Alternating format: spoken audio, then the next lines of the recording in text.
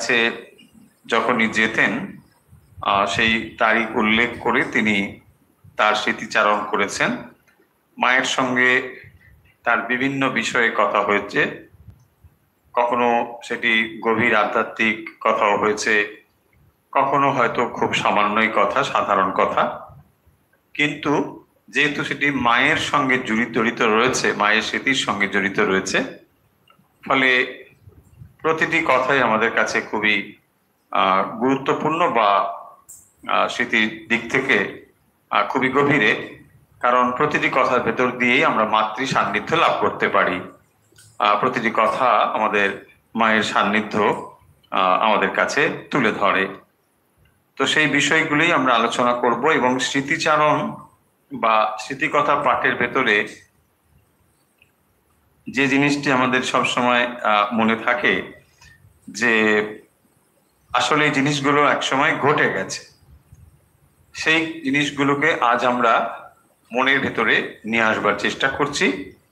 আর যারা ওই সময় উপস্থিত ছিলেন, যেহেতু এগুলো তাদের কলমে বা তাদের কথা, ফলে এগুলোর ভেতরে এমন কোনো ব্যাপার নেই যে যেগুলো খুব কাল্পনিকভাবে লেখা হয়েছে, এরকম নয়। তারা একেবারে সরাসরি মায়ের সঙ্গে কথা বলেছেন, মা তার দৃষ্টিভঙ্গি জানিয়েছেন। সেই কথাগুলো আজ যখন আমরা পাঠ করি, এগুলোর ভেতর থেকে যেমন আমরা তথ্য পাই, মায়ের দৃষ্টিভঙ্গি জানতে পারি, পাশাপাশি একদিক থেকে এই জিনিসগুলো আমাদের গভীর মননের বা ধ্যানের বিষয় হতে পারে। সেই রকম ভাবেই আমরা মায়ের কথাগুলো পড়ছি। আমরা এর আগের দিন যেখানে শেষ করেছিলাম, ঠিক তারপরে আগের দিন যেখানে আমরা শেষ করেছিলাম, সেখানে প্রসঙ্গ হচ্ছিল গঙ্গার বিষয় নিয়ে। গঙ্গা তীরে যারা বাস করে তারা সব দেবতা, এইসব কথা হচ্ছিল। এবং তিনি বলছেন যে গঙ্গা স্নানে রোজের পাপ রোজ ক্ষয় হয়। গঙ্গা স্নানে,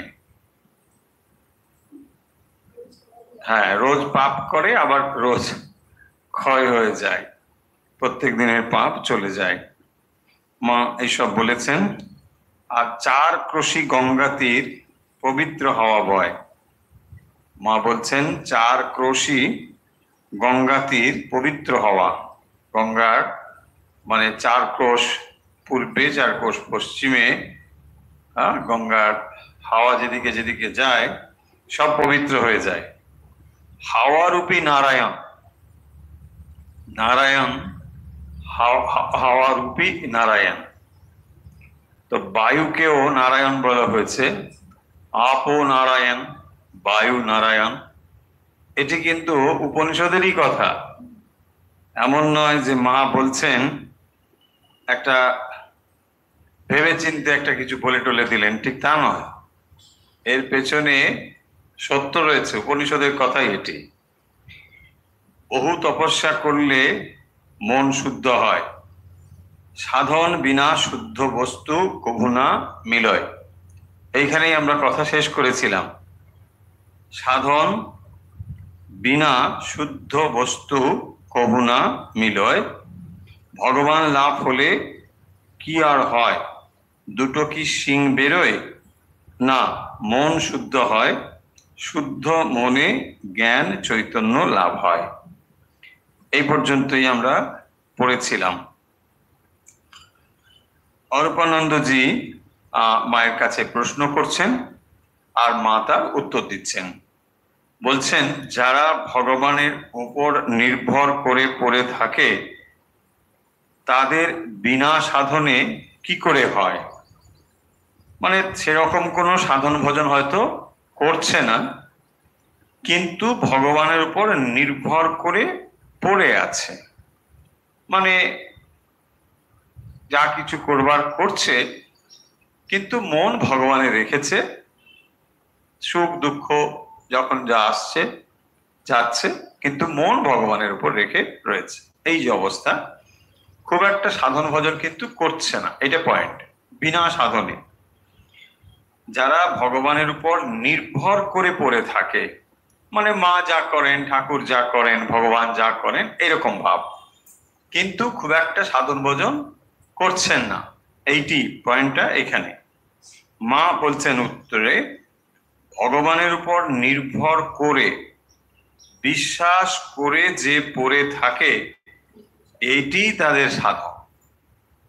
তাহলে ভগবানের উপর নির্ভর করে বিশ্বাস করে যে পড়ে থাকে এটাই সাধন। সাধন কিসের জন্য? সাধন হচ্ছে সিদ্ধি লাভের জন্য। সিদ্ধি লাভ কি? সিদ্ধি লাভ হলো যা আমি লাভ করতে চাই, বা এক কথায় বা সোজা ভাষায় বললে যাকে আমরা টার্গেট বলি, লক্ষ্য বস্তু বলি, যেখানে আমরা যা প্রাপ্ত হতে চাই, এখানে উদ্দেশ্য হচ্ছে ভগবান লাভ।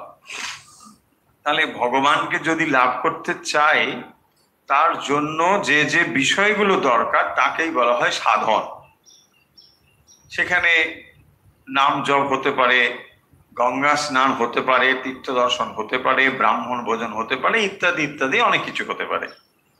এই সমস্ত বিষয়গুলোকে বলা হবে সাধন। এই সাধন করে তবে আমরা ভগবানের কাছে পৌঁছতে পারি বা ভগবানের ভক্তি লাভ করতে পারি। মা বলছেন ভগবানের উপর নির্ভর করে বিশ্বাস করে যে পড়ে থাকে এটি তাদের সাধন। দেখুন, তাহলে অন্য কোনো কিছু অবলম্বন করে ভগবানে মন স্থির করা এটা যেমন সাধন, আর তাদের সাধন হচ্ছে এইটি যে আমি ভগবানের উপর নির্ভর করে পড়ে থাকবো। তাহলে এখানে অবলম্বন আর অন্য কিছু নেই, ভগবান। ভগবানের ওপরেই, ভগবানের দিকে তাকিয়ে আমি পড়ে আছি, এইটি হচ্ছে লক্ষ্য। এবং সেই জন্যে মা বলছেন যে ভগবানের উপর নির্ভর করে বিশ্বাস করে পড়ে থাকে এইটি তাদের সাধন, এটাই সাধন। আহা, নরেন বলেছিল লাখো জন্ম হলেই বা তাতে ভয় কি। নরেন বলেছিল বলে এবারে মা সেই কথাটি উল্লেখ করছেন, লাখো জন্ম হলেই বা তাতে ভয় কি। মানে জন্ম যদি অনেকবার হয়, লক্ষবারও জন্মগ্রহণ করতে হয়, কিন্তু মন যদি ঈশ্বরে থাকে তাহলে আর ভয় নেই। অর্থাৎ মন ঈশ্বরে রেখে যদি এ সংসারে অনেকবার যাতায়াত করতেই হয়, শরীর ধারণ করতেই হয়, তাহলে সেটা কোনো কষ্টের নয়। কারণ জন্মগ্রহণ করলে পরে আমরা এক পরিবেশ থেকে আর এক পরিবেশে যেতে পারি বা যাই। তার ফলে কি হয়, সম্ভাবনা থেকেই যায় হয়তো মন ঈশ্বর থেকে বিচ্যুত হয়ে গেল। সেটি যাতে না হয় সেজন্য বলছেন যে লাখো জন্মেই বা কি ভয় নেই। তাই তো জ্ঞানীর জন্ম নিতে ভয় কি। অর্থাৎ যদি তার মন ঈশ্বরে স্থির হয়ে থাকে কারোর, তাহলে তার জন্মগ্রহণ অনেকবার হোক বা কমবার হোক তাতে তিনি খুব চিন্তিত নন। ভক্তের সবসময় এটাই লক্ষ্য থাকে যে মন যেন ভগবানের পাদপদ্ম থেকে সরে না যায়। আমি যে অবস্থায় থাকি, যেখানেই থাকি, যতবারই জন্মগ্রহণ করি, যে শরীরে জন্মগ্রহণ করি না কেন, মন যেন ঈশ্বর থেকে বিচ্যুত না হয়। তার জন্য কি করতে হবে? তার জন্য যেটা করতে হবে দীর্ঘ অভ্যাস এবং সংস্কার। তাই দীর্ঘ অভ্যাস দরকার। দীর্ঘ অভ্যাসের পরে এটা হয়ে যাবে। আমরা একটু পরেই সে কথা পড়বো। দেখবেন রামলাল, মানে দাদা রামলাল দাদার, মানে শিবু দাদার এদের ছোট ছোট বাচ্চা ছিল। ওরা মানে জন্ম থেকেই ঠাকুরের ছবি ওদের কাছে যদি দেখানো হতো, ওরা মানে অবাক হয়ে দেখতো ওই ছবিগুলো। মানে দেখুন, ওরা তো ওই বংশের ছেলে, তার মানে একটা ভগবানের সঙ্গে ওদের সম্পর্ক এমনই হয়ে গিয়েছে যে ওই শৈশব অবস্থা থেকেও ওই ছবিগুলো মানে তাদের কাছে বিরাট একটা ব্যাপার, কারণ মনে একটা দীর্ঘ ছাপ রয়ে গেছে। সেই জন্যে যদি কারোর এরকম থাকে যে যতবার জন্মগ্রহণ করি কিন্তু ভগবান যেন তাকে না ভুলি, তাহলে এখন থেকেই উঠে পড়ে লাগুন, ভগবানের ছবি অন্তত বারবার করে দেখুন। বারবার জপ হোক না হোক, জপ হলে তো ভালোই, জপ করুন, ধ্যান যদি হয় আরো ভালো, কিছুই যদি না হয় ঠাকুরের ছবি বারবার দেখুন। যখনই দেখবেন বসে বসে শুধু ছবি দেখুন, একবারে নিচ থেকে নিখুঁত ভাবে বারবার মনকে আস্তে আস্তে উপরের দিকে নিয়ে যান, আবার উপর থেকে নিয়ে আসুন, মানে আপনি যাতে চোখ বন্ধ করে নিখুঁত ছবি এঁকে ফেলতে পারেন এইভাবে দেখুন, একেবারে সুন্দর করে দেখুন। কারণ যে ফটোগ্রাফটি আপনি পাচ্ছেন, এই ফটোগ্রাফটি কিন্তু ভগবানের স্বয়ং একেবারে ফটোগ্রাফ, আঁকা ছবি নয়, কারো কল্পনার চোখে দেখছেন তা নয়, সরাসরি যেমন ছিল তেমনটি দেখছেন। ফলে ভগবানের ছবির দিকে যখন আপনি তাকিয়ে আছেন, আপনি বুঝুন আর না বুঝুন, অন্তর্যামী ভগবান তো বোঝেন যে ও আমাকেই নিশ্চয়ই দেখতে চায়। ফলে দেখবেন এর কিন্তু একটা বিরাট প্রভাব পড়বে। ছবি দেখুন ভালো করে, বারবার তন্ন তন্ন করে ছবি দেখুন। আর দরকার হলে ঘরের যে কোনো দিকে সব ছবি টাঙিয়ে রাখুন, যেদিকে ঘুরবেন ঠাকুরের ছবি দেখতে পাবেন। এদিকে একবার দেখলেন, এদিকে একবার দেখলেন, ওই মূর্তি দেখলেন, যে কোনো দেখুন, দেখে দেখে দেখবেন মনের উপরে একবারে গভীর ছাপ পড়ে যাবে। ওই ছাপ যদি পড়ে যায় ব্যাস, আর কি, যেখানেই যাই, যেখানেই জন্মগ্রহণ করি, যেই শরীরেই থাকি না কেন, তাকে তো ভুলবো না। আর যদি কখনো সাময়িক ভুলে যাইও বা, দেখবেন ওটা ফিরে আসবেই আসবে, কারণ ওটা কখনোই মুছে যাবে না। এই জন্যে এটা খুব দরকার। তাই স্বামীজির কথাটি মা এখানে বলছেন, লাখো জন্ম হলেই বা তাতে ভয় কি? তাহলে জন্মেতে ভয় নেই, ভয় হচ্ছে ওখানেই যদি মন এদিক ওদিক হয়ে যায়, সেই জন্যে। তাই তো জ্ঞানীর জন্ম নিতে ভয় কি? তাদের তো আর পাপ হয় না, মানে জ্ঞানী অনেকবার জন্মগ্রহণ করতে চায় বা করে এই জন্যে যে তাদের আর মন যেহেতু অন্যদিকে বিচলিত হবে না, তাই আর পাপ কাজও হবে না তাদের দ্বারা, সেইটি বলছেন। অজ্ঞানীর যত ভয়, তারাই বদ্ধ হয়, পাপে লিপ্ত হয়, কত লাখো লাখো জন্ম ভুগে ভুগে যাতনা পেয়ে পেয়ে শেষে ভগবানকে চায়। তো এই যে বদ্ধ বলছেন, তারাই বদ্ধ হয়, পাপে লিপ্ত হয়, কত লাখো লাখো জন্ম ভুগে ভুগে যাতনা পেয়ে পেয়ে শেষে ভগবানকে চায়। তো আর ভক্ত যারা বা জ্ঞানী যারা, যারা এটা জেনে গিয়েছে যে জগতে একমাত্র ভালোবাসার বস্তু হচ্ছেন ভগবান, বা একমাত্র লাভ করার বস্তু হচ্ছেন ভগবান, এইটি যিনি স্থির সিদ্ধান্ত করতে পেরেছেন, তার যতবারই জন্ম হোক না কেন, যেখানেই জন্ম হোক না কেন, ভয় নেই। কারণ তিনি নিশ্চিত সিদ্ধান্ত করেছেন যে একমাত্র লক্ষ্য হচ্ছে আমাদের ভগবান, সেখানেই আমাকে যেতে হবে। আর এগুলো কি তাহলে? শরীরগুলো কি? দেখুন, বহুবার আমরা বলেছি এই শরীরগুলো আমাদের যাত্রার এক একটা যানবাহনের মতো। যখন আমরা একটা জায়গা থেকে একটা যাই, তখন অনেকগুলো যানবাহন দরকার হয়। আপনি নিশ্চয়ই টোটো করে দিল্লি যাবেন না, তাই না? কিন্তু আবার ট্রেনে করে নিশ্চয়ই পাড়ার বড় রাস্তায় যাবেন না। ঠিক সেই রকম এক একটা রকম যানবাহন দরকার এক একটা জায়গায়। আপনারা এখন সেরকম যানবাহন পেরিয়ে পেরিয়ে এখন এই যানবাহনটা ধরেছেন, এইটার উপরে এখন আছেন, এটাকে আবার নিয়ে যাবেন, এটারও মডিফিকেশন, এটারও অনেক রকম রয়েছে। এই সব করে করে তারপরে আপনি আলটিমেট ডেস্টিনেশনে পৌঁছবেন। ঠিক এইরকম ব্যাপারটাই এখানে রয়েছে, যে তাহলে এক একটা শরীর হলো এইটাই, কিন্তু লক্ষ্যটা যদি ভুলে যাই তাহলে কি হবে? টোটো থেকে নেমেই ঢুকে পড়লাম পার্কে, বলছে না ওখানে কি সুন্দর, বলছে হাঁ হেঁকে হেঁকে, ফুচকা খাবে গো, ফুচকা খাবে, আমি ভুলে গেলাম দিল্লি যেতে হবে, তাই না? এক্স্যাক্টলি। তাহলে এইটাই হচ্ছে পয়েন্ট। দেখুন, মজা করে বলছি বলে ভাববেন না যে মানে ওইটা এরকম। ব্যাপারটা হচ্ছে ওই যে ডেস্টিনেশনটা যেন আমরা কোনোভাবে না ভুলি। আবার এটাও থাকবে, আপনি এতো ভাবছেন যে আরে আমি তো ফুচকা খাই না, কেন ওখানে ফুচকা হেঁকে হেঁকে ডাকে? ও ডাকবে, ও চিরকাল ডেকে যাবে, আপনাকে সতর্ক থাকতে হবে। আপনি মিষ্টি খান না, কিন্তু ও দেখবেন ওই মিষ্টি নিয়ে বসে আছে আপনার সামনে, এটা চিরকাল ঘটবে। সেই জন্য ঠাকুরমা স্বামীজির কাছে প্রার্থনা, গুরুর কাছে প্রার্থনা, যে আমাদের মন যেন কোনোভাবে বিচলিত না হয় জন্ম জন্মান্তরেও। তাহলেই দেখবেন আমরা লক্ষ্যে পৌঁছতে পারবো।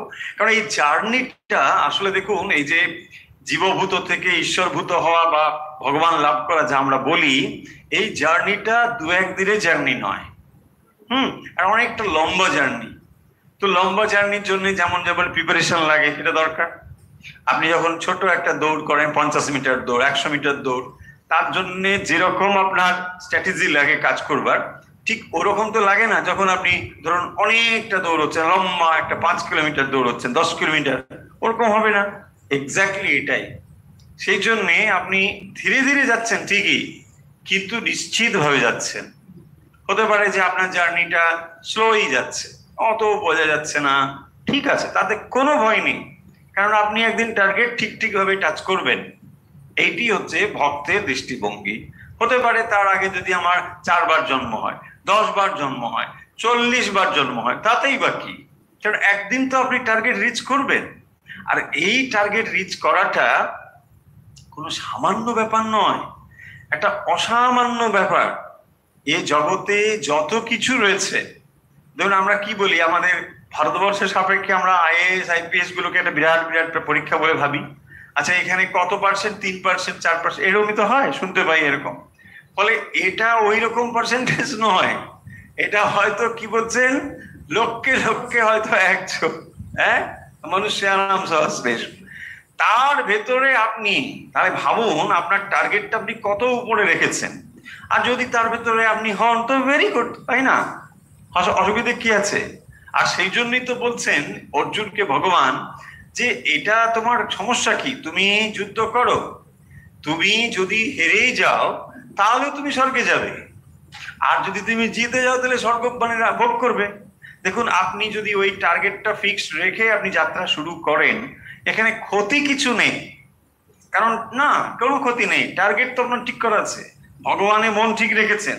তাতে 2 বার জন্মগ্রহণ করতে হয়েছে, হ্যাঁ হয়েছে, ঠিক আছে, কিন্তু লক্ষ্য আমার ঠিক আছে, একদিন আমি ঠিক ওখানে পৌঁছবো। দেখুন তাহলে, আর যে মানুষটা এইসব টার্গেট না করে অন্যদিকে যাচ্ছে, তার তুলনায় ওর ভাবুন আপনি কত বেশি ভাগ্যবান। এইটাই বলছেন মা, সেই কথাটা এখানে বলছেন, তারাই বদ্ধ হয়, পাপে লিপ্ত হয়, কত লাখো লাখো জন্ম ভুগে ভুগে, যাতনা পেয়ে পেয়ে শেষে ভগবানকে চায়। তো তার থেকে তো আপনি ঠিকঠাক আছেন, তাই না, যে না আমি যে কোনো হোক পাক, একটা স্বীকৃতি নিশ্চয় ছিল, তাহলে ভগবানের কেন মন হবে। হ্যাঁ, ভগবানে যখন মন হয়েছে তাহলে নিশ্চয়ই ভগবানের একটা কৃপা আমার প্রতি আছে। ব্যাস এটুকুই ধরুন, এটুকুই নিয়ে চলুন, এটাই বলছি। ঘেটে ঘেটে তবে তো শিক্ষা হয়, জ্ঞান হয়। আমি, তার মানে ওই যে বললেন ভুগে ভুগে, ওই জায়গাটিকে বলছেন যে তাহলে অনেক ঘেটে ফুটে, মানে নানাভাবে ঘাত প্রতিঘাত, এইসব পেটে তারপরে জ্ঞান হয়। মা বলছেন হ্যাঁ, ঢাক ঢোল বীণা সব যন্ত্র বাজিয়ে বাজিয়ে শেষে ধুনুরির হাতে পড়ে, তবে তুহু তুহু ডাক ছাড়ে। ঠাকুরের কাছে তো শুনেছেন এই কথাগুলো মা অনেকবার, তাই না? তো ঠাকুরের কথা মা শুনে শুনে ভালো মুখস্থ করেছেন, মুখস্থ মানে বিদ্যা সরস্বতী মা শুনেছেন, তাই না? তো শুনে শুনে এই কথাগুলোকে আবার যখন বলছেন, ঠিক ওই কথাগুলোই বেরিয়ে আসছে। আরে ঠাকুর আর মা আলাদা নয়, আর মা ঠাকুর মানে ময় হয়ে আছেন, মা মানে শ্রীরামকৃষ্ণময়। তো যখন তিনি ভাবস্থ হতেন, ঠাকুরের মতন ভাবই তার ভেতরে দেখা যেত। বলে শ্রীরামকৃষ্ণ আর সৃষ্টি মা, কেবল আমরা দুটো বলি এই জন্যে বলি যে দুটো ভাব আমাদের কাছে পৃথক বলে। মানে আমরা মা বললে একরকম একটা ভাব বুঝি, বাবা বললে একরকম ভাব বুঝি, এই কারণের জন্যই ওরা দেখলেন যে ঠিক আছে চলো দুজনে দুরকম ভাব ধারণ করে যাই। আর নরেনকে দাঁড় করে দাও, ওর কাছে যারা বেদান্ত এইসব নিয়ে থাকে, সে বাবা বলতে ভালো লাগে না, মা বলতে ভালো, তারা ওই নরেনের কাছে যাও, ব্যাস। আর না হলে আমার দুজন বসে যাই, যে মা বলে আসবে তুমি একটু দেখো, বাবা বললে আসলে আমি আছি, ব্যাস। এই হচ্ছে ব্যাপার। কারণ দেখবে কারো কারো স্বতঃস্ফূর্ত ভাবে না মা ভাবটা চলে আসে। হ্যাঁ, সে পুরুষ মহিলা নির্বিশেষে, এখানে পুরুষ মহিলা ব্যাপার নেই। হ্যাঁ, কারো কারো মা বলতে ভালোবাসে, অনেকে থাকে দেখবেন ছোটবেলা থেকেই মায়ের আঁচল ধরে ধরে বড় হয়, নেওয়াটা থাকে, একটু মায়ের স্নেহ ভালোবাসা পায়, তো এরকম ভাবগুলো। আবার কারো কারো দেখবেন বাবা, তো বলছেন কোনো অসুবিধা নেই, যা যা, কিন্তু আদতে একই জিনিস, তত্ত্বটা একই, কিন্তু এই জিনিসটি মানে না পৌঁছানো পর্যন্ত তো থেকে যায়। সেই জন্য এক একজনের ভাব অনুযায়ী ঠাকুর আর মা, আসলে কিন্তু দুজনের মধ্যে তফাৎ নেই। তো সেইটি মা বলছেন যে ঢাক ঢোল বীণা সব যন্ত্র বাজিয়ে বাজিয়ে শেষে ধুনুরির হাতে পড়ে। হ্যাঁ, ঢাক ঢোল বীণা সব যন্ত্র। আর ঠাকুর ওটা কি বলেছেন? ঠাকুর বলেছেন যে ধুনুরি হতে পড়লো যখন সে কি করছে, হাম্বা হাম্বা, গরুটা হাম্বা হাম্বা করে। তারপরে ওর চামড়া কাটলো, কেটে নিয়ে গেল, অনেক কাণ্ড টাণ্ড সব বলে টলে দেওয়া হলো। তারপরে বললো ধুনুরি হাতে পড়লো, ও তুলো ধুনছে, ধুম ধুম করে তুহু তুহু করছে। তো তারপরে এটা দেখুন, মানে এক্সাম্পল থেকে ধন্যাত্মক শব্দ বার করে সেখান থেকে এই জিনিসটা তত্ত্বের সঙ্গে মিলিয়ে একেবারে বেদান্ত বলা, এ খুব সাংঘাতিক ব্যাপার। স্বয়ং ভগবান ছাড়া এ পারবে না। একটা শব্দই তো, ওখান থেকে বলছেন যে হাম্বা হাম্বা, গরু হাম্বা হাম্বা করে, সকলেই জানে। ওইটা কত স্টেপ পেরিয়ে তারপরে ধনুরির কাছে যাচ্ছে, সে তুহু তুহু করে, ওইটাকে টান দেয় আর তুলোটা পেজা হয়, ওখানে তুহু তুহু করে। ওই শব্দটার সঙ্গে এটাকে মিলিয়ে কি অপূর্ব ভাবে দুটোকে জুড়েছেন। বলছেন তাহলে এটা ডাকে, তখন তুহু তুহু ডাক ছাড়ে, মানে আর ভগবান মানে পারছি না, তুমি এবারে দেখো না। এটা তো তবু ভালো, তাই না? মন্দের ভালো, কারণ ঘাত প্রতিঘাত খেয়েও অনেকের মন যে ভগবানের দিকে হবে এমন কোনো নিশ্চয়তা নেই। অনেকে দেখবেন সংসারে ঘাত প্রতিঘাত পাচ্ছে, দুঃখ তো পাচ্ছে, সংসারে দুঃখ পাবেই পাবে, এটা অবধারিত। কারণ এখানে এমন কোনো নেই যে এখানে দুঃখ পাবে না, পাবে। কারণ বলাই হয়েছে যে এখানে দুঃখময়, এই জগৎটাই হচ্ছে এরকম। হ্যাঁ, অশাশ্বতম দুঃখালয়ম বলা হয়েছে। অতএব আপনি যদি মনে করেন যে আমি একেবারে খুবই চালাক মানুষ, এখানে আমি দুঃখ টুক্ষ পাবো না, একবারে রস চিপড়ে খাবো মানে ওই কমলা লেবুর, তাহলে কিন্তু মুশকিল হবে। এটা কখনো হবে না, দুঃখ এখানে হবে। আবার এটাও ঠিক যে পুরো দুঃখ পাবেন, কোনো একটু সুখের লেশ পাবেন না তাও নয়, এটা পাবেনই, সেটাও পাবেন। আর মুশকিল হচ্ছে কি, ওই ওই এইটাই হচ্ছে মায়া। ওই একটু সুখের দেখা পেলে আমরা এত যে দুঃখ সব ভুলে যাই, তাই না? ধরুন সারা জীবন সে দুঃখ পেল, তারপরে হয়তো দেখা গেল 10 দিন সে সুখের মুখ পেল, না না না সুখে তো আছি, ওইটা নিয়ে সে আবার স্বপ্ন দেখা শুরু করে। এই হচ্ছে মায়ার জগৎ। শ্রীযুত রামলাল দাদার মেয়েটি বিধবা হইয়াছে শুনিয়া বলিলেন, ঠাকুর বলেছিলেন ওসব দেব বংশের মেয়ে, ওরা কখনো সংসারী হবে না। আর দেখুন কি অবস্থা। এমনিতে দেখলে কি মনে হবে, আরে বিধবা টিধবা হয়ে গেল মানে সব শেষ। কিন্তু দেখুন ওটা তা নয়। মা ঠাকুর বলছেন ওসব দেব বংশের মেয়ে, হ্যাঁ, রামলাল দাদার মেয়ে, ওরা কখনো সংসারী হবে না। হ্যাঁ, তাই জন্যে ওরা ওইভাবে মুক্ত হয়ে গেল, ব্যাস। তাই সব বিধবা। রামলালের কষ্ট আর কি, ছেলেটি মারা গেল, আজ থাকলে 12-13 বছরের হতো। ছেলেগুলো দাদামশাই করে নাচছে, আর ওদেরও এই শেষ জন্ম, তাই সব এসে জন্মেছে তো, শেষ জন্ম। তাই ওইভাবে ভগবানের বংশে এসে জন্মগ্রহণ করেছে। তো এখানে মূল যে বিষয় আলোচনা হলো সেটি হচ্ছে, ভগবানের উপর নির্ভর করে থাকলে জন্ম যতবার হোক তাতে ক্ষতি নেই। কারণ কর্মের বন্ধন বা কর্মের ফল কত রয়েছে এটা আপনি আমি বলতে পারবো না। কারণ এই জন্মের আপনি দেখতে পাচ্ছেন, কিন্তু আগের কত জন্মের কত ফল কিভাবে রয়েছে, অপেক্ষায় রয়েছে, সেগুলো তো আমরা বুঝতে পারছি না। ফলে ওটা আমরা জানি না। কিন্তু বলছেন মন যদি ভগবানে থাকে তাহলে শরীর ধারণ করলেও কোনো অসুবিধে নেই। সত্যি সত্যি তাই। মন যদি ভগবানে থাকে তাহলে এই জন্মের বা যত জন্মই হোক তার সার্থকতা আছে। কারণ মানুষের জীবনের একমাত্র লক্ষ্য হলো ভগবান লাভ। ভগবান লাভ ছাড়া মানুষের জন্মের আর কোনো উদ্দেশ্য বা লক্ষ্য নেই।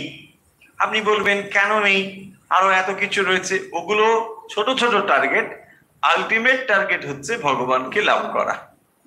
ভগবানকে লাভ করবার জন্যই ওগুলো ছোট ছোট একটা পথ। ওগুলোর দ্বারা কি হয় দেখুন, অনেকে এরকম জিনিসটাকে মানে বুঝতে পারে না বলে ভাবে তাহলে লেখাপড়া বন্ধ করে দিতে হবে, সব তাহলে গিয়ে ভগবান ভগবান করব। এটা সম্ভব নয়, পারবেন না। পারবেন না মানে যে কর্মের সংস্কার ভেতরে রয়েছে, আপনাকে যদি বলা হয় হরিনাম করুন বা ভগবানের নাম করুন, করতে পারবেন না। সেই জন্য ওটা যথেষ্টও নয়। আর যা করা হচ্ছে লেখাপড়া ইত্যাদির ভেতর দিয়ে, এটা এর সহায়ক। ওটা ওকে মানে দূরে সরিয়ে নিয়ে যায় তা নয়, এটা একে সাহায্যই করে। সেই জন্য দেখবেন পড়া অপরা দুরকম বিদ্যা আছে। আমরা মুন্ডক পড়ছি, এবারে মুন্ডকের ভেতরে ঢুকলেই এই জিনিসগুলো একটু পরেই আসবে। সেখানে পড়া অপরা বলা হয়েছে, তার মানে দুটো বিদ্যাই দরকার। অপরা বিদ্যা ও দরকার পরাবিদ্যা লাভের জন্য। সেই জন্য স্কুল কলেজ ইউনিভার্সিটি সব পড়াশুনো যা যা হচ্ছে এগুলো সব দরকার, কিন্তু প্রোভাইডেড, কিন্তু লক্ষ্যটা থাকবে ওই পরাবিদ্যার দিকে। সেইটা না করে যদি এগুলো নিয়ে ব্যস্ত থাকি তাহলে কিন্তু আর ওখানে পৌঁছতে পারবো না, অনেক অনেক সময় অতিবাহিত হয়ে যাবে। সেই জন্যে এটাই বলা হয়েছে। পরের ডেটের আমরা এন্ট্রিটা পড়ছি। সেকেন্ড 2 আশ্বিন জয়রামবাটি। 2 আশ্বিন, আশ্বিনের 2 তারিখ জয়রামবাটি। ওই একই মাস চলতে, একই বছর 1320।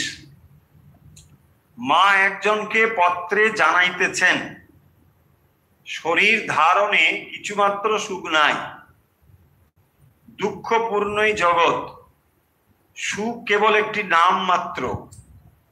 ঠাকুরের কৃপা যাহার উপর হইয়াছে, সেই কেবল তাহাকে ভগবান বলিয়া জানিতে পারিয়াছে এবং তাহার সেইটুকুই সুখ জানিবে। দেখুন এখানে এত স্পষ্ট করে সুখের ডেফিনেশন দেওয়া হয়েছে। যাকে আমরা জাগতিকভাবে সুখ বলে মনে করি, ওটা বাস্তবিক সুখ নয়, ওটা আপনাকে সুখের কৃতদাস বানায় ধীরে ধীরে। কিভাবে বানায়? এসি ছাড়া চলে না। দেখুন এসি ছাড়া এক সময় আমাদের সকলেরই চলতো, তাহলে ওই সুখটা আমাকে কৃতদাস করলো কিনা, আমাকে ওই সুখের দাস করলো কিনা, ওইটা হলে আর হবে না। ঠিক এরকম ভাবে যেগুলোকে আমরা জাগতিক সুখ বলে ভাবি, আসলে কিন্তু আমাদেরকে দাসে পরিণত করছে, সুখের দাস হয়ে যাচ্ছি। এটা না বুঝতে পারলে আমরা এর থেকে, এই ফাঁদ থেকে বেরোতে পারবো না।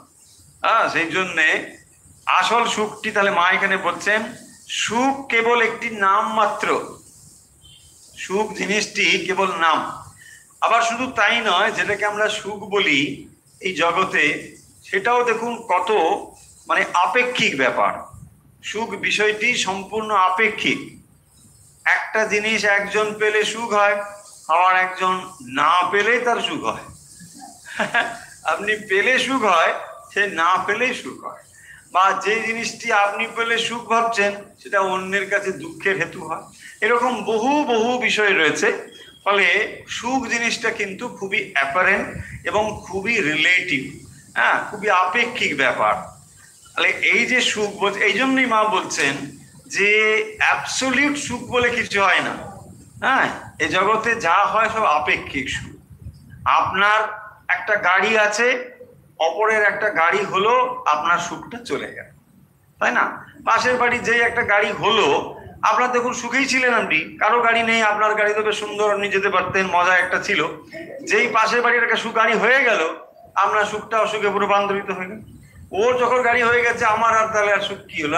আপনি যে বলে বেড়াতেন সবাইকে, বলছে না না মানে কেউ যদি বলে গাড়িটা চাই, আমার আজকেই না ডক্টর অ্যাপয়েন্টমেন্ট আছে, মানে বাস হয়ে গেল, গাড়িটা দেবেন না আপনি, কারণ আপনার গাড়িটা খুবই কাজে লাগে। মানে এটাই আপনার গর্বের ছিল, পয়েন্টটা কিন্তু এটাই। তো তারপরে কি হলো, অন্যদের গাড়ি হয়ে গেল, আপনার সুখটা চলে গেল। ফলে এরকম দেখা যাবে, যখনই কোনো একটা জিনিসকে আপনি সুখ বলে ভাবছেন, সেটা খুবই সাময়িক এবং আপেক্ষিক। এইটাই মা বলছেন সুখ কেবল একটি নাম মাত্র। এবারে সুখের ডেফিনেশন দিচ্ছেন, দেখুন বলছেন ঠাকুরের কৃপা যাহার উপর হইয়াছে, ঠাকুরের উপর, ঠাকুরের কৃপা যার উপর হয়েছে, সেই কেবল তাহাকে ভগবান বলিয়া জানিতে পারিয়াছে। ঠাকুরের কৃপা যার উপর হয়েছে, সেই কেবল ভগবানকে জানতে পেরেছে এবং তার সেটুকুই সুখ জানবে। এটাই তার সুখ, আসল সুখ এটাই, আর কোনো সুখ নেই। यमे वैसा वृणुते तेन लभ्य, यमे वैसे वृणुते तेन लभ्य। ভগবান যাকে কৃপা করেন সেই তাকে জানতে পারে, সে তাকে লাভ করতে পারে। তো সেই জন্যে ঠাকুরের কৃপা যার উপর হয়েছে একমাত্র সেই তাকে লাভ করতে পারে, এবং বলছেন তার সেটুকুই সুখ জানবে, ওটাই তার সুখ, নাহলে আর কোন সুখ নেই। আর কারণ কি, এগুলো তো সব আসবে যাবে। একটি ত্যাগী ভক্ত জয়রাম বাটিতে মাকে দর্শন করিয়া ঋষিকেশ গিয়াছেন। একটি ত্যাগী ভক্ত জয়রাম বাটিতে মাকে দর্শন করে ঋষিকেশ গিয়েছেন, খুবই ভালো কথা। কিছুদিন পরে তিনি মাকে লিখিয়াছেন, মা তুমি বলেছিলে সময়ে ঠাকুরের দর্শন পাবে, কই তা হলো? এই সব ব্যাপার ইত্যাদি বলে অল্প একটু কথা লেখা হয়েছে, মানে আরো কিছু কথা ছিল ইত্যাদি। মা চিঠি শুনিয়া আমাকে বলিতেছেন, মানে মা কি করতেন, চিঠি শুনতেন আর তার জবাব মুখে মুখে বলে দিতেন, আর সেবকরা সেটা জানিয়ে দিতেন। বলছেন মা দাও তো ওকে লিখে দাও। কি লিখবে? তুমি ঋষিকেশ গিয়েছো বলে ঠাকুর তোমার জন্য সেখানে এগিয়ে থাকেননি। সাধু হয়েছে, ভগবানকে ডাকবে না তো কি করবে? তিনি যখন ইচ্ছা দেখা দেবেন। মা বলেছেন সময়ে ঠাকুরের দর্শন পাবে, মা এটা আশীর্বাদ করেছেন। কিন্তু ভক্তটি গিয়েছেন ঋষিকেশে এবং সেখানে গিয়ে কিছুদিন সাধন ভজন করেছেন। কই মা হলো কই, তুমি বলেছিলে। আরে কিছুদিন মানে কতদিন? সময়ে ঠাকুরের দর্শন পাবে বলেন তিনি, ঋষিকেশ গেলেই পাবে, সময়ে পাবে। তো ব্রহ্মময়ীর সময়ে পাবে মানে সময় কখন হবে এখন বলেছেন। সেই জন্য বলেছেন দাও তো ওকে লিখে, তুমি ঋষিকেশ গিয়েছ বলে ঠাকুর তোমার জন্য সেখানে এগিয়ে থাকেন। তুমি গেছো মানে ঠাকুর ওখানে গিয়ে ঋষিকেশে অপেক্ষা করছে, ছেলে আমার আসবে, আমি দেখা দেবো। সাধু হয়েছে, ভগবানকে ডাকবে না তো কি করবে? আর মানে ভগবান দেখা দেবেন, তুমি তোমার কাজটুকু করতে থাকো। তোমার কাজ ভগবানকে ডাকা। শুদ্ধ পবিত্র যখন তুমি হয়ে উঠবে, অধিকারী যখন হয়ে উঠবে, নিশ্চয়ই ভগবান দেখা দেবেন। এটাই হচ্ছে স্বাভাবিক অবস্থা। সেই কারণের জন্য তিনি বলছেন যে তুমি সাধন ভজন করছো তার মানে এই ভেবো না যে তিনি দেখা দেবেন। কতদিন তিনি সাধন ভজন করলে, শুদ্ধ পবিত্র হলে দেখা দেবেন, এটা তার উপর নির্ভর করে, তোমার উপর নয়। তুমি সাধন ভজন করতে পারছো, এটাই তুমি ধন্য। তুমি এটাই বলো যে আমি সাধন ভজনে মন দিই। আর এটাও জেনে রাখুন, সাধন ভজন ভগবানের ইচ্ছে ছাড়াও হবে না। ভগবানের ইচ্ছে ছাড়া সাধন ভজন করাও সম্ভব নয়। আপনি ভাবতে পারেন হয়তো যে আমি সাধন করব, কিন্তু সে ঠিক কেমন হয়ে যাবে আপনি বুঝতেই পারবেন না, কেবল সময় যাবে, হবে না।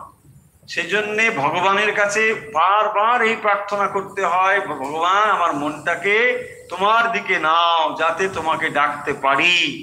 এটা অত সোজা ভাববেন না যে জব হয়ে গেছে, তো হয়ে গেল, দীক্ষা হয়ে গেল, ফর্ম ফিল আপ হয়ে গেল, হয়ে গেল, অত সোজা না। মানে এরকম চাকরি হয়ে গেলো, একটা চাকরি হয়ে গেল, অনেক ছুটতে চাকরি হয়ে গেল, ও তো দীক্ষা হয়ে গেছে। কি হয়ে গেছে? দীক্ষা হয়ে গেছে। দীক্ষা হয়ে গেলে মানে সব অত তাহলে না, দীক্ষা হয়ে গেছে বলে একটা ছাপ করে ছবি তুলে না, ব্যাস মহারাজের কাছে ছবি উঠে গেল। মহারাজ কি ব্যাপার, ছবি হয়ে গেছে, ব্যাস এই সবগুলো এক্স্যাক্টলি। ফলে ভগবানের ইচ্ছে হলে এটা হবে, কিন্তু চেষ্টা কি তাহলে করবে না? চেষ্টা করবে, চেষ্টা করবে, এবং পাশাপাশি এই প্রার্থনাও করতে হবে যাতে করে আমার মন সাধন ভজনের দিকে আসে।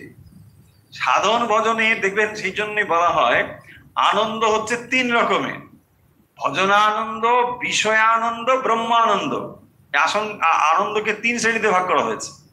বিষয় আনন্দ হচ্ছে বিষয় সংযুক্ত আনন্দ, এই জগতের যত রকম আনন্দ। আর ভজনানন্দ হচ্ছে সাধন ভজনের আনন্দ। আপনি ভগবানের নাম করছেন, এই থেকে যে আনন্দের অনুভব হয়।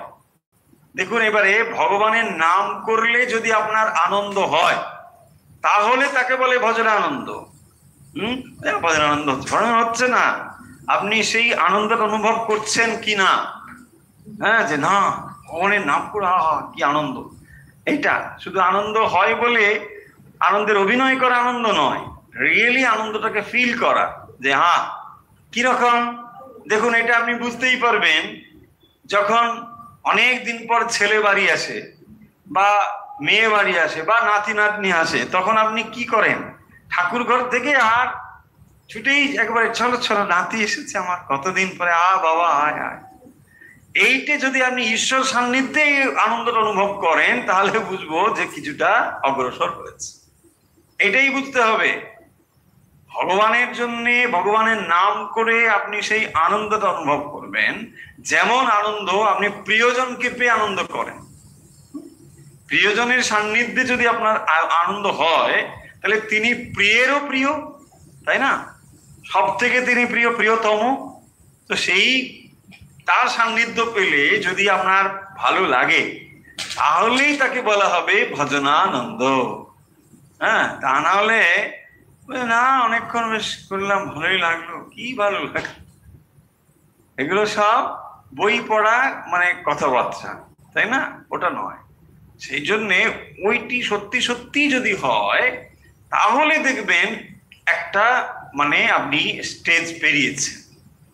কারণ এখন আপনি ওই রসটা যদি পেয়ে যান তাহলে ওর টানেই অগ্রসর হবেন। তা না হলে দেখবেন আপনাদের নিয়ম ফলো করতে হবে। এইটা করছি, নিয়ম করছি, আজকে জব করতে হবে করতে হবে, এটা নিয়ম। এই নিয়মটা কেন করছি না? ওই আনন্দটা অনুভব করবার জন্য, এটা ঠিক। কিন্তু যখন ওই আনন্দটা অনুভব হবে তখন আপনাকে আর জোর করে ওটা করতে হবে না। মানে ওই কথাটা শুনলেই আপনার আনন্দ হবে। আপনি ঘুম থেকে উঠেই আনন্দ অনুভব করছেন, এইবারে আমি নাম করতে বসবো, ভগবানের নাম করবো, এখনই আমার ভগবানের সঙ্গে দেখা হবে। ভাবুন তাহলে, প্রিয়ের সঙ্গে যখন মানুষের দেখা হয় কেমন একটা আনন্দ হয়, প্রিয়জনের সান্নিধ্যে তার আনন্দ হয়, তাই না? তার সেই আনন্দের অনুভব যদি ভগবানের কাছে না হয়, ভগবান বাবা 5টার সময় উঠতে হয় রোজ, গুরুদেরও কাজ নেই, কেন যে 5টা, বাবা 9টায় সকাল হলে কি ক্ষতি ছিল? কেন এত সকাল সকাল উঠে ভালো লাগে না, কি কঠিন। দেখুন, এই যদি ভাব আমার হয় ভেতরে, তাহলে এটা কি ভজনানন্দ হলো? ভজন হলো না। এই পয়েন্টটাই বলা হচ্ছে। যেমন যে জিনিসটা ধরুন যার যেটা ভালো, তোর কারণ নেশার জিনিস আছে, এখন ওইটা শোনা মাত্রই তার ভালো লাগবে, তাই না? আমরা বলেছিলাম প্রিয় মোদা প্রমোদা, দেখুন ওই স্টেজ গুলো ভাবুন। তো ভগবানের নাম শোনা মাত্রই আপনার হয় প্রমোদা, আরে বাবা এই এখন আমার ভগবানের নাম করতে হবে, আহা, এটাই ভজনানন্দ, তাই না? ওইটা হলে পরে সেই জন্য এখানে বলছেন যে যতটুকু সুখ ওটাই, আর ভগবানের নাম করাটাই একটা আনন্দের বিষয়। সেই নামের টানেই সেটা সে করে যাবে, ভালো লাগবে। যেমন আমি এক্সাম্পল দিয়ে অনেক সময় বলি, ধরুন একটা একটা চকলেট খুব ভালো, ওটা আপনি মুখের ভেতরে রেখেছেন। এখন আপনার কি হবে? চকলেটটা একবারে খেয়ে নিতে ইচ্ছে করবে না, একটু একটু করে খাবো, ওটা থাক। কিন্তু ওই রেখে একটু একটু করে আপনি রস আস্বাদন করছেন। ভগবানের নাম এরকম, হ্যাঁ, ভগবানের নাম করছে, একটু আনন্দ অনুভব হচ্ছে, ওটাই যেন ধীরে ধীরে আরো আরো চাই, এইরকম একটা ভাব ভেতরে থাকবে। একটি ছেলে মায়ের কৃপা লাভের জন্য দুই একবার আসিয়াছিল। ছেলেটি গরিব, অনেক কষ্টে আসিয়াছে, কিন্তু তাহার দুর্ভাগ্যবশত মায়ের শরীর অসুস্থ থাকায় কৃপা লাভ করিতে পারে না। আচ্ছা, এবারে সে আমাদিগকে অনুযোগ করিয়া লিখিয়াছে, আপনারা আর দোয়ার বন্ধ রাখিবেন না, আমাকে বহু কষ্টে যাইতে হয়। আমি জানিতে চাই এবার যাইলে হইবে কিনা ইত্যাদি। মানে মায়ের দর্শনের জন্য সে অনেক দূর থেকে এসেছিল, অনেক কষ্ট করে এসেছিল, কিন্তু দুর্ভাগ্যবশত মায়ের শরীর অসুস্থ থাকায় তার কৃপা লাভ হয়নি। এই হলো সিচুয়েশন। এবং সেই জন্য সে চিঠি লিখেছে যে আপনারা আর দুয়ার বন্ধ রাখবেন না, মানে মায়ের দেখা হবে না, মায়ের শরীর ভালো নেই, ফিরে যাও বলে ফিরে এসেছে। আমাকে বহু কষ্টে যাইতে হয়, আমি জানিতে চাই এবার যাইলে হইবে কিনা ইত্যাদি। তাহার পত্র মাকে পড়িয়া শোনানো হইল। মা তৎ উত্তরে বলিলেন, আমার শরীর যখন খারাপ থাকে তখন যেই আসুক না কেন ফিরে যাবে। মায়ের শরীর খারাপ তো না হলে মা কখনো ফেরান না, কাউকেই ফেরান না। এরকম বহু ঘটনা রয়েছে যে মা অসুস্থ থাকলেও হয়তো ততটা অসুস্থ নয়, মানে ডেকে কৃপা করেছে, প্রণাম হোক দীক্ষা হোক হয়েছে। কিন্তু বিশেষ ক্ষেত্র ছাড়া, অর্থাৎ মা নিজে পারছেন না, তখন তিনি নিশ্চয়ই আর দর্শন দেন না। এই ক্ষেত্র ছাড়া সেই জন্য বলছেন, আমার শরীর যখন খারাপ থাকে তখন যেই আসুক না কেউ ফিরে যাবে। ঠিকই তো, মানে শরীর খারাপ থাকলে কি করবে? শরীর ভালো থাকলেও কাকেও নিমন্ত্রণ করতে আনতে পারবো না, মানে এখন শরীর ভালো আছে, হ্যাঁ চলে এসো বলছে, এটাও করতে পারবো না। যার যেমন ভাগ্য, যার যেমন কর্ম, তার তেমনি সুযোগ সুবিধে হয়ে যাবে। দেখুন, তাহলে তার এই যে সুযোগটা হয়ে যায়, এটাও কিন্তু ভাগ্যক্রমেই হয়। হ্যাঁ, অনেক অনেক ঘটনা আপনারাও নিশ্চয়ই জানেন। অনেকে দীক্ষা নেবে বলে ফর্ম ফিল আপ সব দীক্ষার ডেটও ঠিক হয়ে গেছে, নানা কারণে হয়নি তো হয়নি। তারপরে সেই মহিলা বিবাহ হয়েছে, মেয়ের সঙ্গে আবার দীক্ষা নিতে গেছে, এরকম ঘটনা আমি শুনেছি। ফলে দেখুন, তার তখন হয়তো ওইটুকু ছিল যোগপাঠ, কিন্তু আর বাকিটা হয়। জীবন অনেকটা সময় কেটে গেছে, তার বিবাহ আদি হয়েছে, সন্তান আদি হয়েছে, তারপরে সেই সন্তানের সঙ্গে যাচ্ছে দীক্ষা নিতে। ফলে এটা মানে এরকম হয়েই থাকে। মা সেই জন্য বলছেন, যার যেমন ভাগ্য, যার যেমন কর্ম।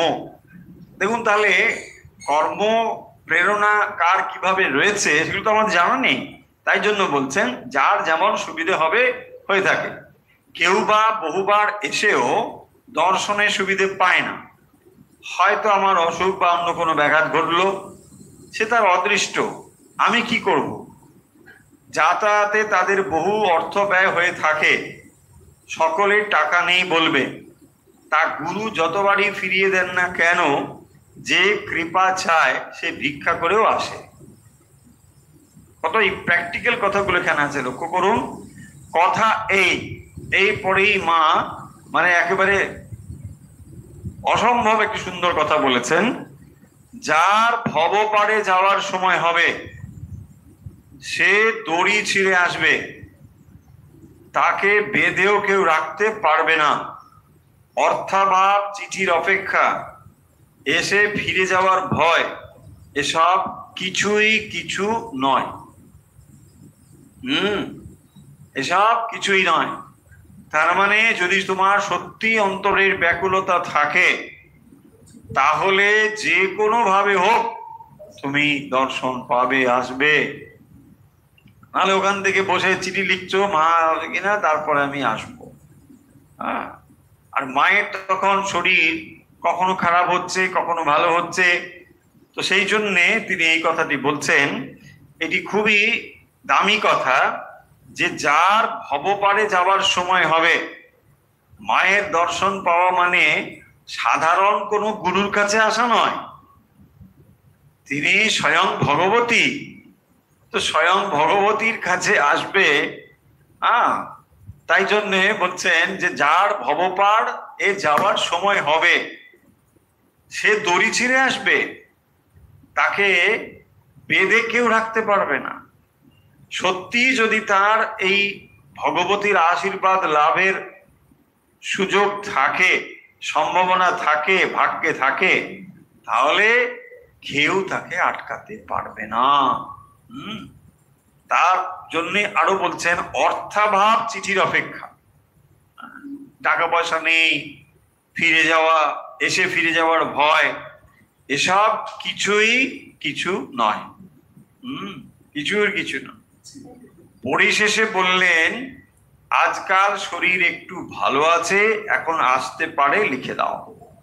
এটা আরেকটু যেন মানে নরম সুরে মা বলছে। তাহলে মা যে কথাটি বলছেন যে সত্যি যদি অন্তরের ব্যাকুলতা কারো থাকে, তাহলে বাইরের কোনো বাধাই নয়। এই কথার গুরুত্ব হচ্ছে এটাই যে ভগবান লাভের জন্যে যদি অন্তরে ব্যাকুলতা থাকে, সেই ব্যাকুলতার ফলেই সেই ব্যাকুলতাই পথ করে নেবে। একটি স্ত্রীলোক লিখিয়াছেন, মা আমার অল্প বয়স, শ্বশুর শাশুড়ি আসতে দিচ্ছেন না, তাদের অমতে কি করে আসি, আপনার কৃপালাভ ইচ্ছা ইত্যাদি। মা তাকে লিখিতে বলিলেন, মা তোমার এখানে আসিবার আবশ্যকতা নাই, যে ভগবান লাভ, ভগবান বিশ্ব ব্রহ্মাণ্ড জুড়িয়া আছেন, তুমি তাহাকেই ডাকো, তিনি তোমাকে কৃপা করিবেন। দেখুন যে দুটো ঘটনা দুরকম। একটা ঘটনাতে দেখুন যে যেখানে সে এসে ফিরে যাবে টাবে এইসব কথা লিখেছে, তাকে তিনি ওই রকম উত্তর দিচ্ছেন। আবার এখানে বলছেন যে শাশুড়ি টাশুড়ির বাধা, কি করে যাব, তাকে উত্তর দিচ্ছেন তোমার ওরকম করে আসবার দরকার নেই, বরং এটা করো, বিশ্ব ব্রহ্মাণ্ড জুড়ে ভগবান আছেন, তুমি তাকেই ডাকো। অতএব মা পাত্র বিশেষে তার উত্তর দিয়েছেন। কাকে তিনি লক্ষ্য করে কি উত্তর দিচ্ছেন এটাকে জেনারেলাইজ করা যাবে না। মা ঠিক জায়গাটি বুঝে তার মতো করে তাকে উত্তর দিয়েছেন। যেহেতু চিঠিগুলো নির্দিষ্ট ব্যক্তিকে উদ্দেশ্য করেই লেখা, ফলে এটা সাধারণ নয়। তাকে মা মনে করেছে যে এটাই তার ক্ষেত্রে, তাই তাকে বলা হয়েছে। ঠিক সেভাবেই মা পাত্র বিশেষে কিন্তু উত্তর দিয়েছেন। আমরা তাহলে আজকে কি আর নতুন পড়া না পড়ে একটু একটু পড়ি, যদিও এই পড়াগুলো সহজ, কিন্তু তবুও এগুলোর ভেতরে অনেক জিনিস রয়েছে। একটু একটু করে আমরা আরেকবার পুরো জিনিসটা সামাপ করে নিই, তাহলে ভালো লাগবে। দেখুন, মায়ের কৃপা সব দিক থেকেই প্রকাশিত হয়। মা যতদিন মানে শরীরে ছিলেন ততদিন অনবরত কৃপা বর্ষণ করেছেন। এবং আপনারা সকলেই সে কাহিনী জানেন যে যখন তার পুজো হয়ে যেত, মানে বাগবাজারে যখন থাকতেন, পুজোর পরে মা প্রত্যেক দিন মানে দীক্ষার জন্য প্রস্তুত হতেন।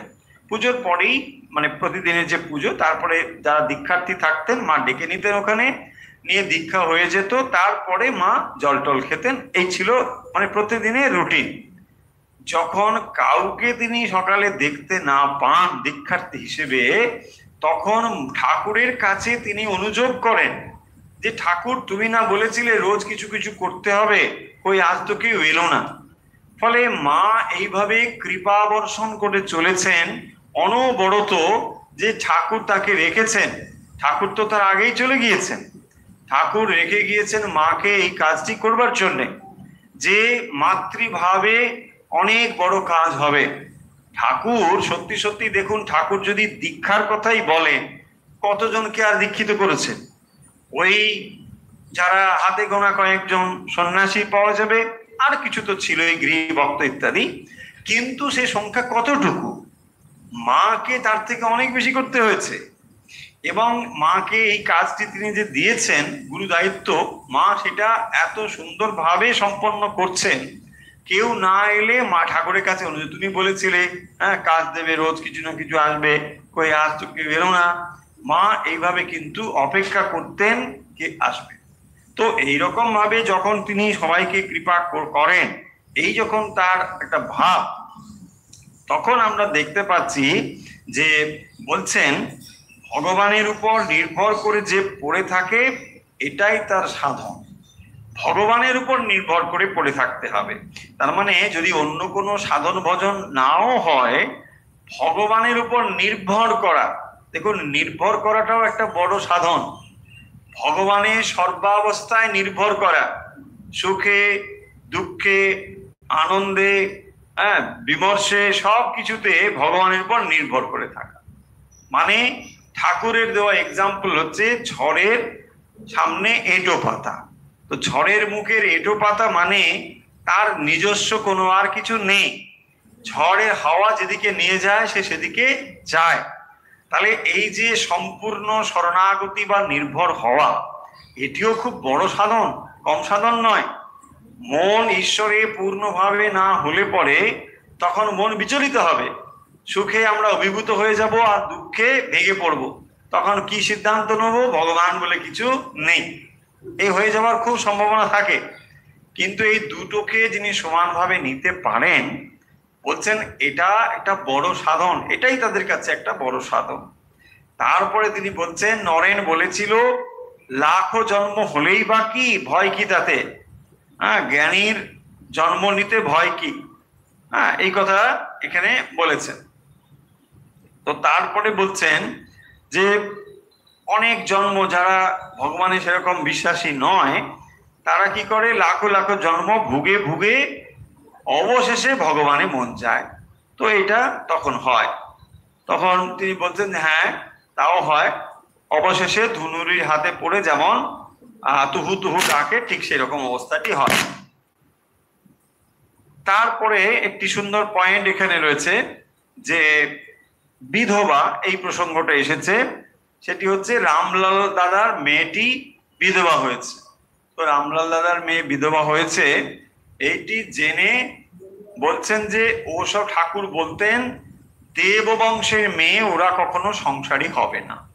তো ওরা যে বিধবা হয়েছে এটা যেন ঠিকই হয়েছে, তার মানে ওদের আর এই সংসারের বন্ধন কিছু রইল না। ধীরে ধীরে ওরা ইচ্ছে করলে ভগবানে মন দিতে পারে। দেখুন বিধবাকে বা বৈধব্যকে আমরা কি ভাবি, অনেক সময় একটা কষ্টের জিনিস, দুঃখের জিনিস বলে মনে করি, কিন্তু তার পেছনেও একটা ভালো জিনিস রয়েছে। সেটাই ঠাকুর এখানে বলছেন যে এটা যেমন একদিক থেকে দুঃখের বলে মনে হচ্ছে, অন্য দিক থেকে একটা বন্ধন মুক্তির জায়গা। তুমি ইচ্ছে করলে ভগবানে মন দিতে পারো, সেই সুযোগটা এসে দাঁড়িয়েছে। ঠাকুর দেখবেন অন্যত্র বলেছেন, কথা মিতে রয়েছে যে বিধবা হয়েছে অল্প দিনে, কিন্তু সে কি করে না ভাইয়ের সংসারে ঘুরে বেড়ায়, হ্যাঁ ভাইয়ের ম্যানেজার, হ্যাঁ কি করবে আঁচলে একটা বিরাট চাবি গোছা আর নিয়ে ভাইয়ের সংসার, বলছে আমার এইটা না হলে ভাইয়ের খাওয়া হয় না, ওইটা না হলে হয় না, এইসব করে, এইসব আছে না কথা মিতে, হ্যাঁ কথা মিতে আছে। ফলে বুঝতেই পারছেন যে তার এখন ভগবানে মন দেওয়ার উচিত, 16 আনা সম্ভাবনাগুলো রয়েছে, সুযোগটা রয়েছে, কিন্তু সেইটাকে সে অন্যভাবে কাজে লাগাচ্ছে। এইরকম আবার বিড়াল পোষে সংসার করে, এর কত কাহিনী আছে, সের মধ্যে আর নাই বা গেলাম। তো তারপরে বলছেন যে শরীর ধারণে কিছু মাত্র সুখ নেই। তাহলে সুখের ডেফিনেশন মা দিয়েছেন, কি সুখের ডেফিনেশন? সুখ হচ্ছে ভগবানকে জানতে পারা, ভগবানকে জানতে পেরেছে, ঠাকুরের কৃপা যার উপর হয়েছে সেই কেবল তাকে ভগবান বলে জানতে পেরেছে এবং তার সেইটুকুই সুখ। তাহলে ভগবানের কৃপা লাভই হলো সুখ, আর বিষয় সুখগুলো কোনো সুখই নয়, ভগবানকে জানাই সুখ। এবং এবার এটা লক্ষ্য করুন, ভগবানকে জানার পথে আপনি যতটুকু অগ্রসর হচ্ছেন এই সুখটা কিন্তু হারিয়ে যাবে না। মানে আপনি যদি ভাবেন যে না আমি এবারে তো করলাম কিন্তু পরের বারে কি না, ঠিক ওইটাই থাকবে। এই কথা ভগবান ভগবদ গীতাতে একেবারে স্পষ্টভাবে বলে দিয়েছেন যে তুমি ভগবানের জন্য যতটা অগ্রসর হলে, যে সাধন ভজন তুমি করেছো, এটা বিন্দুমাত্র ব্যর্থ হবে না, সবটাই কিন্তু সুরক্ষিত থাকবে। অতএব আপনি সাধন ভজন করে যা অগ্রসর হচ্ছেন তা কিন্তু ধ্বংসপ্রাপ্ত হবে না। এই অ্যাসুরেন্সটা কিন্তু ভগবদ্গীতাতে রয়েছে। মা তুমি বলেছিলে সময়ে ঠাকুরের দর্শন, ওই যে সাধুর কথাটি হলো, আশীর্বাদ নিয়ে চলে গেল ঋষিকেশে, তারপরে সেখানে বলল যে তুমি ঠাকুরের দর্শন পাবে, তাকে বলে দাও তুমি ওখানে গিয়েছো বলে কি ঠাকুর ওখানে পৌঁছবে। তার মানে তোমার দায়িত্ব হলো, তোমার কাজ হলো ভগবানকে ডাকা, তুমি সেটা করো। তারপরে যে ইনসিডেন্টটি আমরা বলেছি সেটা হলো এই যে, মানে এটা হলো সব কথার সেরা কথা, যার ভবপারে যাওয়ার সময় হবে সে দড়ি ছিঁড়ে আসবে, তাকে বেঁধেও কেউ রাখতে পারবে না। তাহলে ভববন্ধন যদি আপনার বোধ হয় আর সত্যি সত্যি ভগবানকে লাভ করবার ইচ্ছে হয়, তাহলে দীক্ষার দিন অফিস ছুটি নিতে হবে কিনা, কি হবে কিনা, হ্যাঁ গাড়ি করে যাওয়া যাবে কিনা, কত সময় পুরো দিন ছুটি দিতে হবে, আর মানে এগুলো সবই ব্যাকুলতার অভাবের চিহ্ন। ভগবানকে লাভ করার জন্য যে ব্যাকুলতাটুকু দরকার, সত্যি সত্যি সেগুলো আমাদের কি আছে?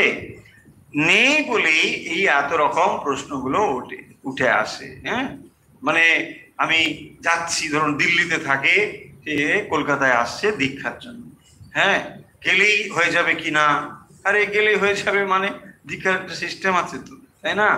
হ্যাঁ, মানে গুরু যেন পা বাড়িয়ে বসে আছেন, তুমি আসলেই আসো আসো আসো, অনেকদিন আমার পায়ে ধুলো নাও না, এসো এসো এসো, হ্যাঁ ভাবটা যেন এইরকম। কেন, তুমি কি এমন ব্যাপার, তাই না? এইগুলো আমরা ভাবি না, কেন ওদের আর কাজ কি, দীক্ষাই তোর কাজ, তোমারই বা কি কাজ, তোমার অফিসে ওই করাই কাজ, এটা আমরা ভাবি না। তার মানে ব্যাকুলতার অভাব, এই কথাটি খুবই মানে মনের মধ্যে সুন্দর একটি কথা, যে ব্যাকুলতা যখনই হবে না তখনই দেখবেন এইসব নানা রকম অজুহাত গুলো এসে হাজির হবে। তারপরে অবশ্য মা বললেন যে আজকাল শরীর ভালো আছে, এখন আসতে লিখে দাও। এই ছিল মোটামুটি আজকের কথাগুলো। ভগবানের প্রতি মন যাতে হয়, আর ভগবানের মন থাকলে জন্ম জন্ম হলেও কোনো সেটা ক্ষতি হবে না। এটি হচ্ছে ভক্তের কাজ, মানে ভক্তের দিক থেকে ভগবানের কাছে চিরন্তন প্রার্থনা, যে মন যেন কোনোভাবে ভগবানের থেকে দূরে না সরে যায়। আর মায়ের মুখ থেকে এই কথাগুলো আমরা যখন শুনছি, এগুলোর একটা আলাদা মাত্রা আছে। কারণ দেখুন, ঠাকুরও এই কথা বলেছেন কম বেশি, কিন্তু সেই কথাগুলো মায়ের মুখ থেকে বললে আর এরকম মাত্রা হয়। কারণ মায়ের ভালোবাসা মানে যে কোনো এমন দুর্বৃত্ত হোক না কেন, যেমনই হোক না কেন, মায়ের ভালোবাসা তাকে নরম করে দেবেই দেবে। যত রকম মানে কঠিন মানুষ হোক না কেন, মায়ের কাছে কিন্তু সে নরম হয়ে যায়। সেই জন্যে মায়ের মুখ থেকে যখন এই কথাগুলো আমরা শুনি, অত্যন্ত ভালো লাগে। আর সেই কথাগুলো আমাদের সামনে অরূপানন্দজি মহারাজ তুলে ধরেছেন অত্যন্ত সুন্দরভাবে, এই স্মৃতিচারণ মায়ের কথা। সেই জন্যে দেখবেন লাইন আছে না, কবির লাইন, যে সমুদ্রের তল আছে পার আছে তার, অসীম অপার মাতৃস্নেহ পারাবার। মাতৃস্নেহ পারাবার, তার তল নেই, ফ্যাদমলেস, হ্যাঁ মাপতে পারবেন না, এত অতল, অপার মাতৃস্নেহ পারাবার। সেই জন্যে মায়ের কাছে আমরা একটু সাহস পাই, যে আর যাই হোক না কেন মা অন্তত দুচ্ছাই বলে তাড়িয়ে দেবেন না, তাই না? বলছে না বাছা, এসো বাবা, এসো এসো এসো, একটু কিছু করো। কারণ মায়ের দেখবেন কথাগুলো পড়ে আমার একটু সাহস হয় আমাদের, কারণ মাকে দেখলেই মনে হবে যেন ওই পা মেলে একটু চুপচাপ বসে আছেন, এসো বাবা এসো এসো, হ্যাঁ এই এদের খেতে দাও, প্রসাদ দাও, বসাও বসাও বসাও, তো এইরকম একটা ভাব আছে। মানে সব সময় একটা অ্যাকসেপ্টেন্স আছে মায়ের কাছে, সবকিছুকে তিনি যেন গ্রহণ করছেন, কোনো কিছু তিনি বাধা মানছেন না, এই একটা জায়গা রয়েছে। তার মানে সর্বগ্রাসী যে মাতৃস্নেহ, তিনি বলছেন না যে আরে আমার কার প্রতি মায়ের মাতৃস্নেহ নেই, সবার প্রতি, এমনকি পশু পাখির পর্যন্ত। ফলে সব কিছুর প্রতি যখন তার এই স্নেহটা রয়েছে, হ্যাঁ, তবে এই একটু সান্ত্বনার জায়গা, এই একটু নির্ভরতার জায়গা, এই একটু মানে আনন্দের জায়গা, যে অন্তত মা মুখটা ফিরিয়ে নেবে না। কারণ জগতের মানুষ আপনাকে ভালোবাসে আপনার থেকে কিছু পায় বলে। এটা সব সময় চিরকালের এই নিয়ম। যেদিন আপনি দিতে পারবেন না কিছুই, জগতের মানুষ আস্তে আস্তে মুখটা ফিরিয়ে নেবে। হ্যাঁ, কেউ আপনার খবরটাও জানতে চাইবে না। বার্তানো পৃচ্ছতি খোপে না দে, কেউ না আপনাকে জানতেও চাইবে না, কি দিদি ভালো আছেন, কি দাদা ভালো আছেন, কেউ জানতে চাইবে না। লেনা দেনা আছে বলি, কিন্তু একমাত্র মাই আছেন এই সমস্ত কিছুর পারে। চলুন তাহলে আজকের কথা এখানেই শেষ করলাম।